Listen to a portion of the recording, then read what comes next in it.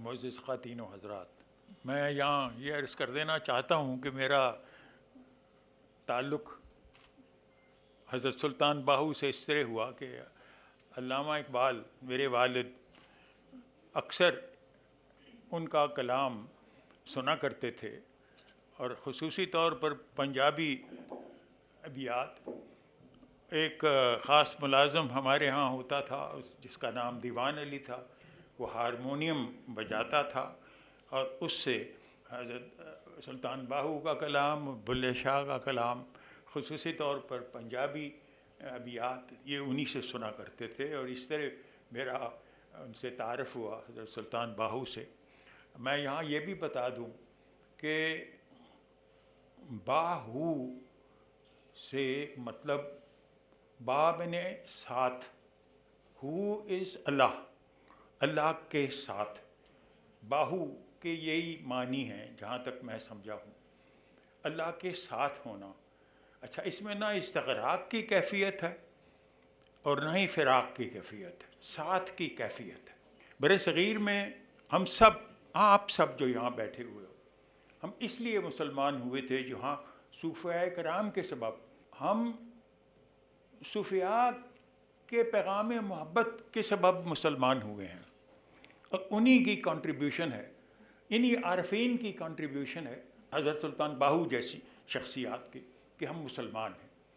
اور آپ دیکھیے، حضرت سلطان باہو شاہ جہان کے زمانے میں پیدا ہوئے، آپ حضرت علی کی اولاد میں سے تھے، لیکن جہاں آپ حضرت سلطان باہو کے کلام کو پڑھتے ہو، ان کی مختلف ویو پوائنٹس ہیں، انہوں نے اردو میں بھی لکھا، پنجابی میں بھی، فارسی میں بھی، اور نثر میں بھی، اور نظم میں بھی، اور اس میں جو بھی پیغام انہوں نے دیا ہے اس میں مختلف ایسپیکٹس ہیں۔ ایک تو چیز جس پہ ایمفیسس ہے، ان کا تعلق اس طریقے سے ہے جو ایمفیسائز کرتا ہے کہ ہم نے طریقہ اگر اختیار کرنا ہے تو شریعہ کو چھوڑنا نہیں، یعنی شریعت اور طریقت اکٹھے چلیں۔ اچھا، یہ بہت کم اس طرح کے مسلک بر صغیر صوفیاء کرام کے ہیں جن میں یہ بیلنس ملتا ہے کہ طریقت ہو لیکن اس کے ساتھ ہی شریعت کی پابندی بھی ہو۔ حضرت سلطان باہو کی زندگی میں مختلف ایسے کرشمے ہیں، ایسی واقعات ہیں جن کے آپ کو ذکر ملتا ہے کہ کس طرح مثلا ایک موقع آیا جس وقت آپ استغراق کی کیفیت میں تھے، جس کو سکر کہتے ہیں۔ سکر کی کیفیت میں چلے گئے اور نمازیں قضا ہو گئیں، روزے قضا ہو گئے، اتنا طویل یہ سفر تھا۔ جس وقت سکر کی کیفیت دور ہوئی، صحف میں آئے تو فرمایا کہ میں نے کتنی نمازیں میری قضا ہو گئی ہیں، روزے قضا ہو گئے ہیں، ساری نمازیں پڑھیں، سارے روزے رکھے جو بھی اس مدت میں قضا ہوئے تھے۔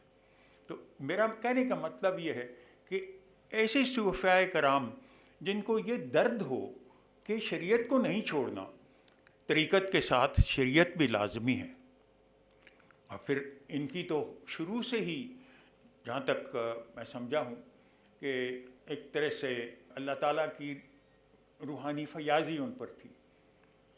ان کی والدہ بھی ایک طرح کی صوفی تھی، والد بھی اسی طرح صوفی تھے۔ یہ صوفیاء کرام سے ہی اقبال نے تصور اخذ کیا ہے۔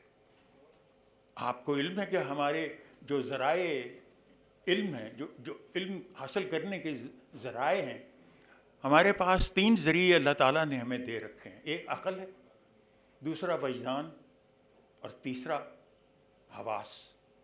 لیکن ہم محسوس کی دنیا میں رہتے ہیں، اس لیے وجدان کا ذکر کوئی نہیں کرتا۔ وجدان مفقود ہوتا جا رہا ہے۔ وجدان سے میری مراد عرفان ہے۔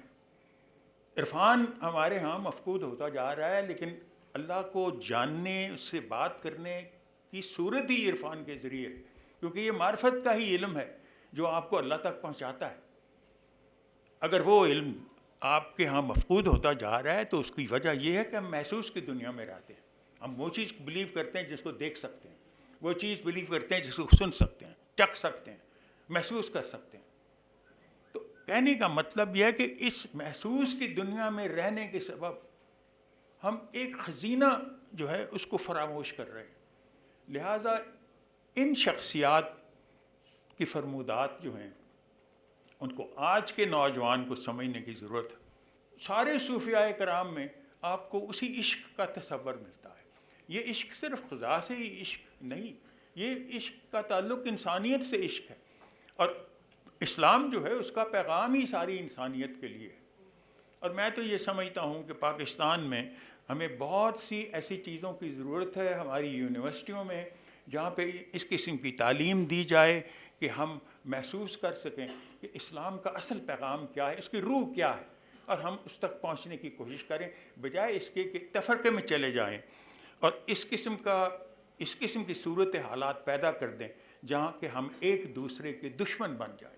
حضرت سلطان باہو کا پیغام ہی اسی وجہ سے ہے کہ وہ ایک بے چین روح ہے، ایک بے چین روح ہے جن میں سے اقبال منصور حلاج کا ذکر کرتے ہیں اور غالب کا اور قرۃ العین طاہرہ کا، کہ یہ تین ارواح جاوید نامے میں خدا نے کہتا ہے کہ میں تمہیں بہشت دیتا ہوں، تو وہ کہتے ہیں نہیں، ہمیں بہشت کی تعطیل منظور نہیں، ہم آوارہ کائنات میں پھرتے رہنا کو زیادہ پسند کرتے ہیں.